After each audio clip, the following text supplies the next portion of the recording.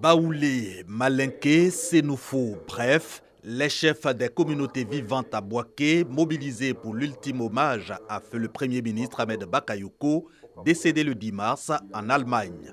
Les garants des us et coutumes de la région de Gbeke vont effectuer ce 19 mars le déplacement de Séguéla.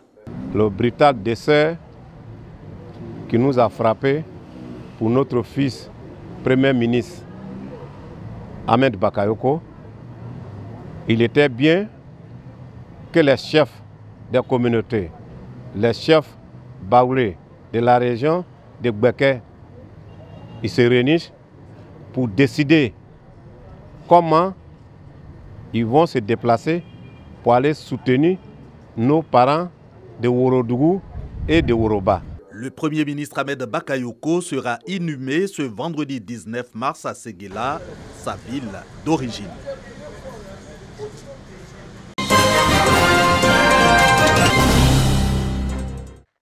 À quelques heures de l'inhumation du Premier ministre Ahmed Bakayoko, les réactions affluent pour saluer la mémoire du grand homme.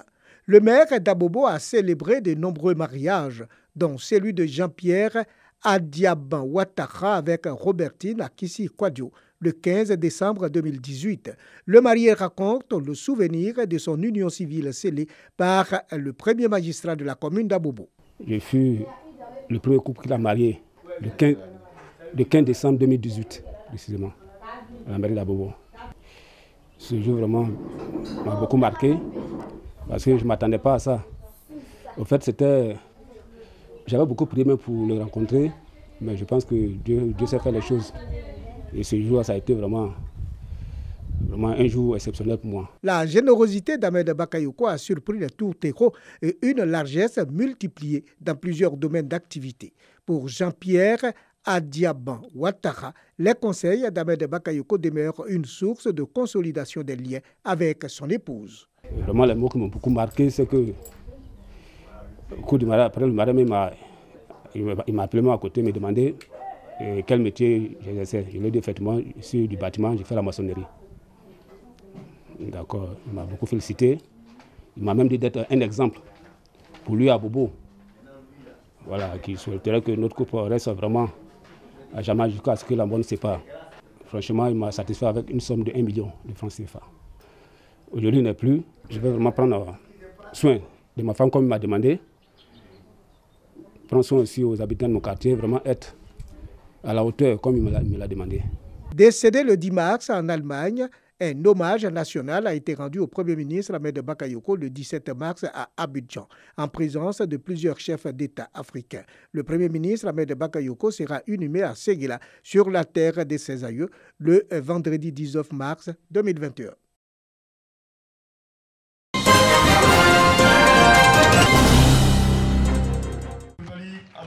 « 70 jeunes de Sakassou, département de la région de Gbeke, reçoivent des chèques pour le financement de leur activité génératrice de revenus.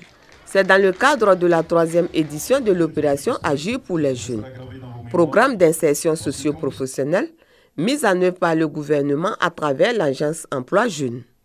À cette occasion, plus de 30 millions de francs CFA ont été distribués. Il s'agit de promouvoir l'autonomisation des jeunes. Nous sommes en train de faire la 3e édition parce que ceux qui ont pris les prêts pour la 2e édition ont remboursé. Chers amis, vous qui êtes à la 3e édition, si vous ne remboursez pas, tout va s'arrêter là. Vous avez derrière vous d'autres personnes qui attendent parce que vous vous êtes inscrits nombreux, donc on a sélectionné ce qu'on pouvait parce que l'argent n'est pas beaucoup. Donc il faut que vous remboursez pour que ceux qui n'ont pas reçu aujourd'hui puissent recevoir demain. Les bénéficiaires, à travers leur porte-parole, ont traduit leur reconnaissance au gouvernement pour cette action sociale qui permet aux jeunes de se réaliser. Je vous prie de bien vouloir transmettre à son Excellence Monsieur Alassane Ouattara, président de la République, toute notre reconnaissance. Je voudrais vous tranquilliser sur le fait que nous rembourserons ces prêts mis à notre disposition afin de préserver la chaîne de solidarité. Les jeunes ont été exhortés à faire bon usage des montants reçus. Ce sont 970 jeunes de la région de Gbeke qui ont bénéficié de financement dans le cadre de la phase 3 de cette opération pour un montant de 436 500 000 francs CFA. Sont éligibles au programme Agir pour les jeunes les groupements de jeunes ou les jeunes Ivoiriens âgés de 18 à 40 ans et porteurs de projets.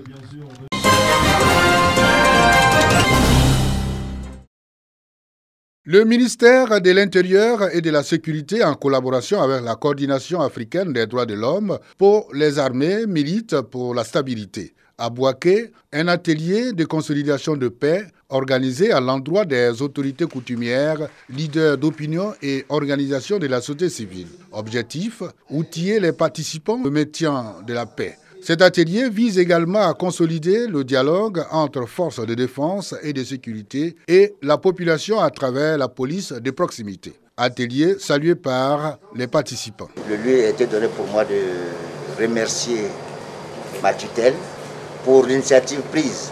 Il faut former tout le monde, il faut sensibiliser tout le monde. D'autres séances de formation sont prévues pour se tenir dans plusieurs autres localités du pays. Dans la région du Gontougo, tout comme dans 6 autres régions du pays, il existe 2 types de cantines scolaires.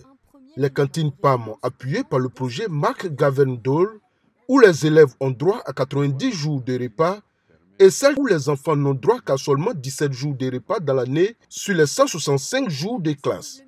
Comment résoudre cette équation lorsqu'on sait que le but des cantines scolaires est de lutter contre l'absentéisme, la faim en milieu scolaire afin de réduire le taux d'abandon?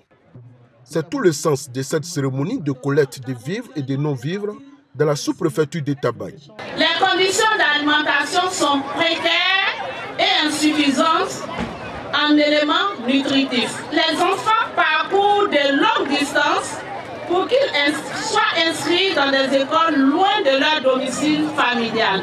Alors, j'en appelle à votre sens de solidarité et de partage pour offrir au moins 30 jours de repas à nos chers enfants cette année. Les tout-petits, à travers un sketch, ont sensibilisé les parents sur l'importance des cantines dans le rendement des élèves.